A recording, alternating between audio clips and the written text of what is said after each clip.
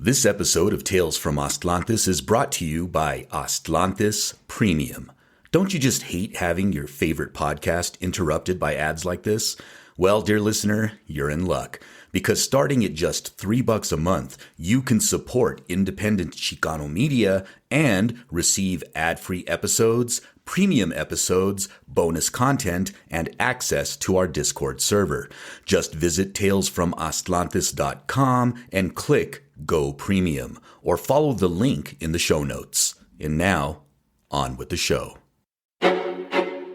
You must excuse me. I've grown quite weary. This hasn't been easy, I know.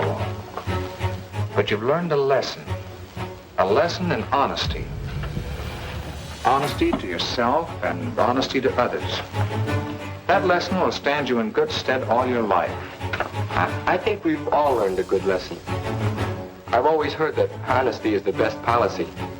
Now I'm catching on to why that's so, and why that's so, and why that's so, and why that's so. Greetings, dear listeners, and welcome to yet a very special bonus mini episode of Tales from Atlantis. I am your co-host, as always, Kurly Tlapoyawa, and this episode is going to be coming to you from the 89th annual meeting of the SAAs, which went down in New Orleans.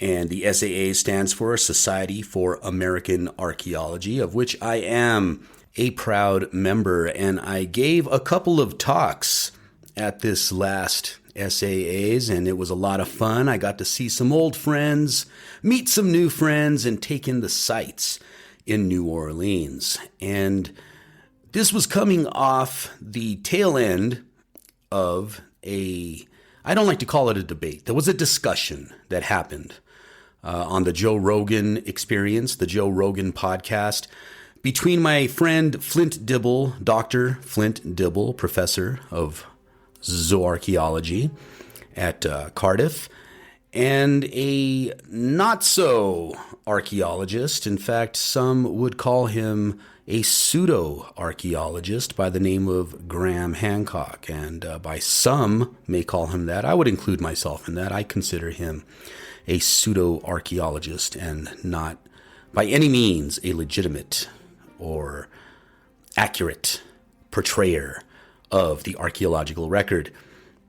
And what happened was Joe Rogan welcomed Flint Dibble onto the show, where he had this discussion with Graham Hancock to talk about some of the pseudo-archaeological claims that Graham Hancock likes to put out there in the world.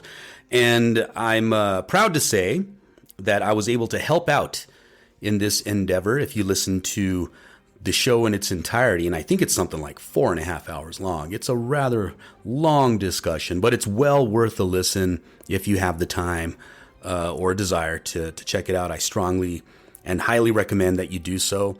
But I made a little cameo appearance during the discussion. Flint asked if I would record make a previously recorded video that he could air on the Joe Rogan show when it came to the topic of expertise and why context matters. And also featured on the discussion was a friend of mine and colleague and Oaxaca archaeologist Marijke Stoll. And I ran into Marijke at the SAAs, and she was kind enough to take some time to talk to me for the podcast. So I decided to make it a little bonus mini episode. It's not very long, but I think you'll enjoy the content.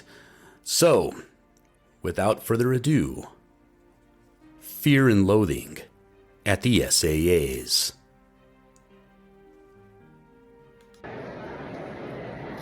All right, so we are here at the SAAs in beautiful New Orleans, and I'm standing here with the one and only Marijke Stoll. How are you doing today? I'm doing pretty good. I had a great symposium yesterday on Oaxacan archaeology, and we're bringing together Mexican, American, and Canadian archaeologists, and basically trying to build bridges between the two different research communities. And every year it gets bigger and better. Awesome. So the conference is going well for you? Yes, it is. And in fact, I'm now on the Committee of the Americas. And yesterday I pushed for more equity for archaeologists that live outside the United States. So that's because you live in Oaxaca, right? Yes, I live in Miahuatlan de Porfirio Diaz in Oaxaca, Mexico. So I'm very much surrounded by and involved with indigenous culture there. And living there, you just kind of, the whole idea that objects are animated or places are animated is not a surprising thing to me, because that's the way the people treat it and that's what they teach you. And so I'm here to fight the good fight for them.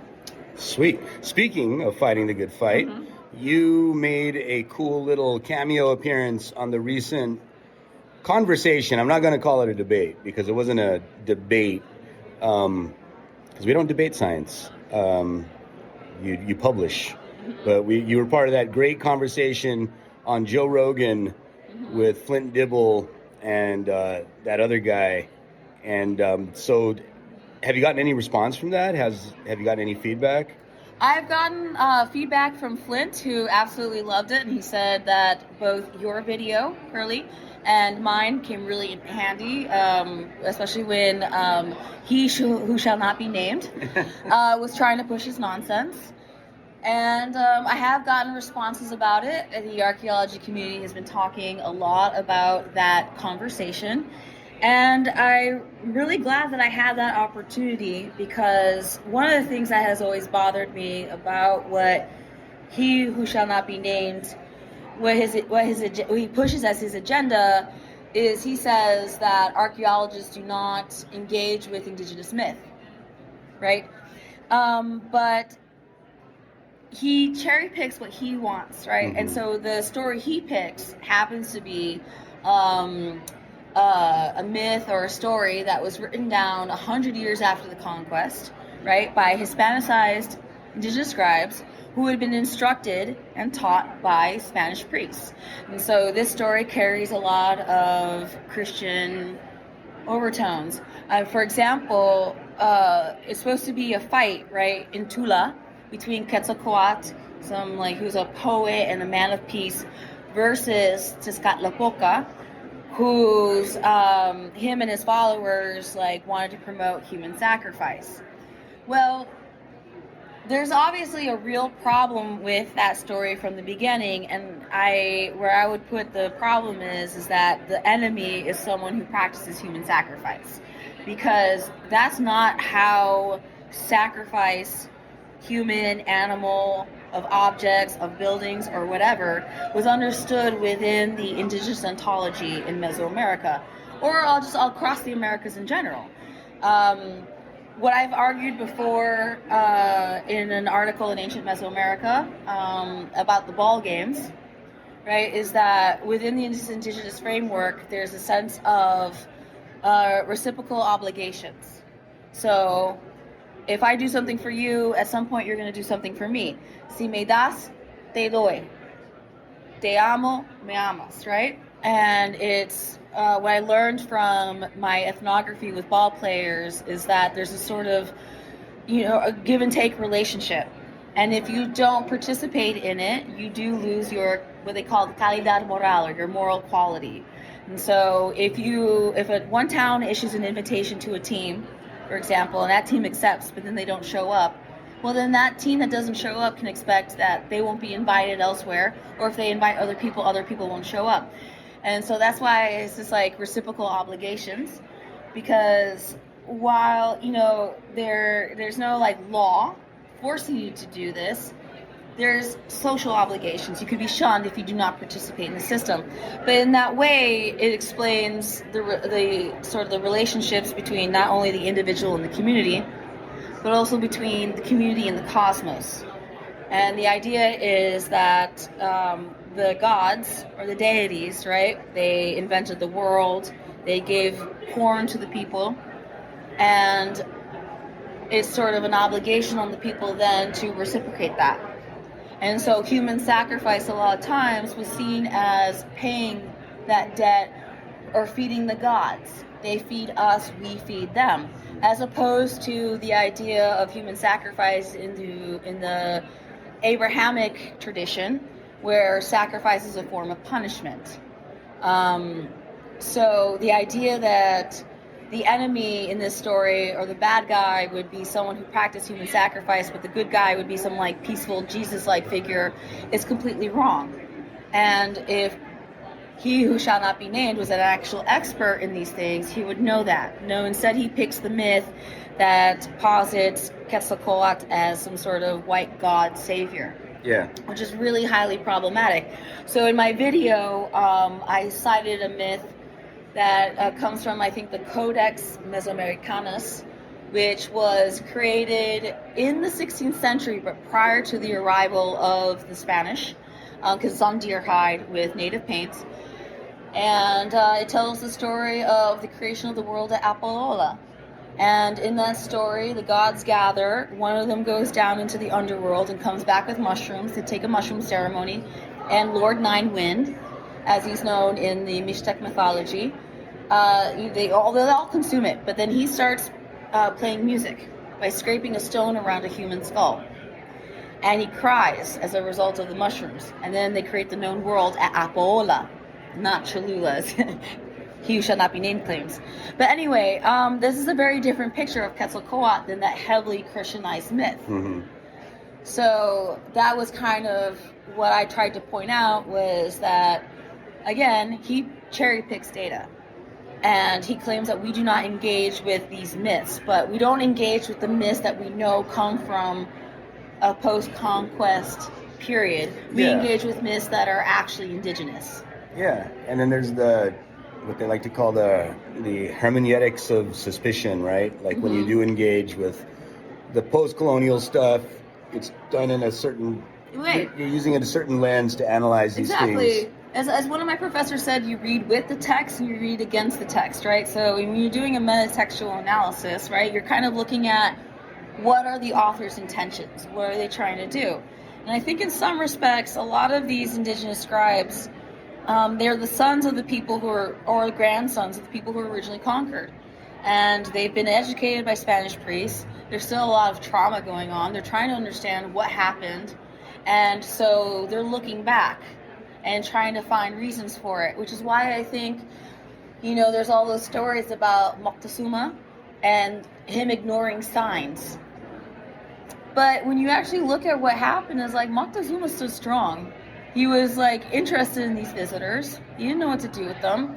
And then the Spanish one day decided to up and murder him. Mm-hmm. They committed regicide, which is why Cortez had to write all these letters and had to justify what he did, and why originally they wanted to take him back in chains, because he had violated a law. He had killed a king. Mm-hmm.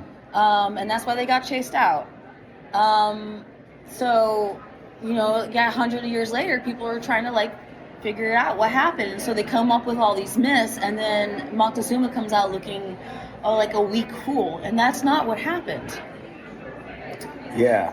Well, he seems, the guy on Joe Rogan, mm-hmm. he seems to always pick the stories or the myths that most closely align with the narrative that he's specifically trying to push, and he ignores. Mm-hmm. So he likes to accuse us of ignoring things, but he's very selective about the way he presents his information. Yeah, what he chooses. And I think, if I were going to analyze it from an armchair, and again, I don't know him personally, so this is simply what I've observed.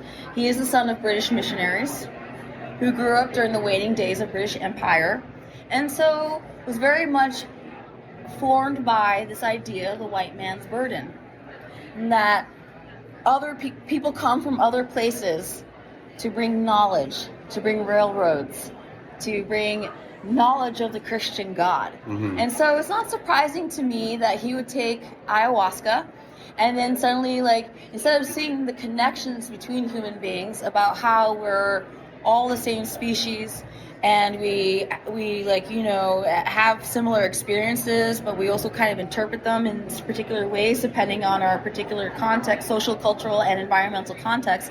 Instead of understanding that, his brain reached back to his childhood, where he was a child of missionaries, bringing knowledge to the naive brown people who are unaware of the Christian God, and that carries over to what he argues for now. So I see no difference between what his dad was doing as a missionary and what he argues for now. And I know he doesn't like being accused of this label, but in a way, like what he is pushing is a form of white supremacism and racism. Well, yeah, he would have to be very disingenuous or just flat out obtuse not to be able to look at these stories and see how they're connected to racism, because he likes to deflect that. Like, well, I'm not racist, you know. And then he'll be like, my wife's black, or whatever stupid excuse he brings. My God, yeah. And as someone with, I love my father, but as someone with a conservative father who does sometimes use his brown wife and children as a defense against his own racism, I think I highly resent that. And I know I have said some kind of mean things on Twitter about it, but at the same time, as a reaction perhaps from my own trauma, but that's a reaction against it, because he will bring up the fact that his wife is a person of color, and that's just deflection. So, but it's still, at the same time, he's still arguing that these brown people were too stupid to stack stones on top of each other and put seeds in the ground, and that they had to be shown by some advanced civilization coming from elsewhere. And what's really funny is if you watch episode 2 of the first season of Ancient Apocalypse, when he's talking about the intellectual giants that brought this knowledge to them, first of all, they look very kind of Middle Eastern Israeli with their beards and their long hair, which is funny.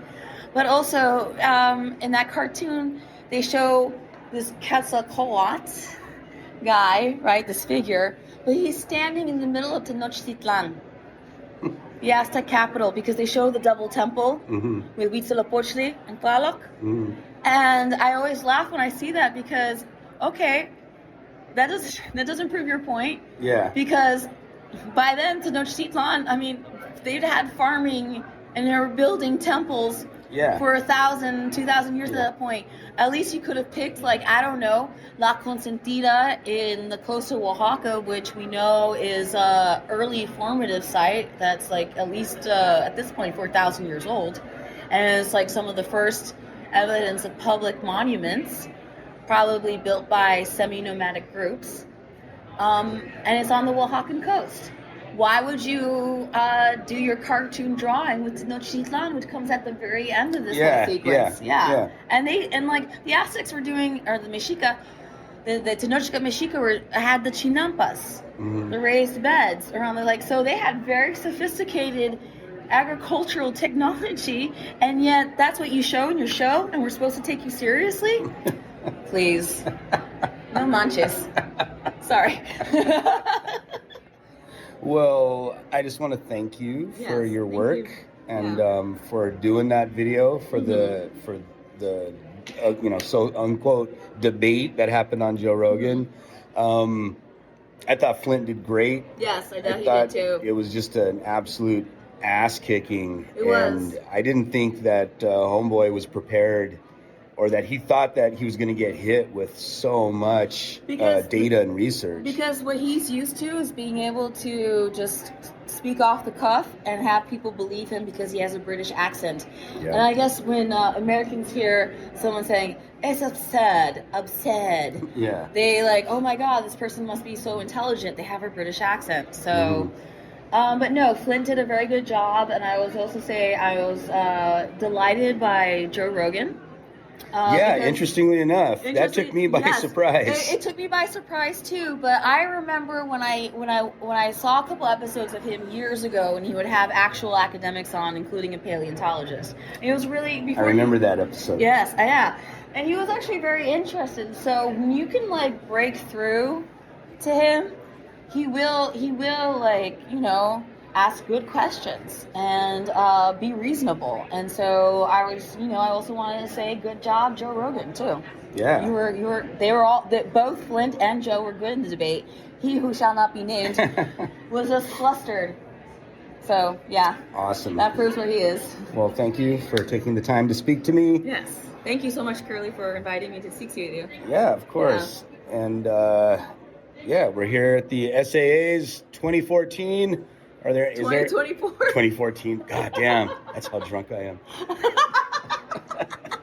Yes, well, as an explanation for the audience, we've been here for 3 days, and sometimes in order to avoid la cruda, you have to keep going.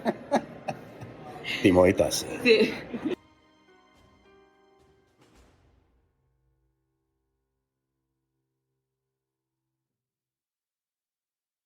Thank you for listening to Tales from Atlantis, a project of the Chimali Institute of Mesoamerican Arts. If you enjoy the show, please consider becoming a Patreon supporter. You can do this by visiting talesfromatlantis.com and clicking Support the Podcast. Your continued support will help keep the podcast ad-free and independent. Until next time, Timoitase.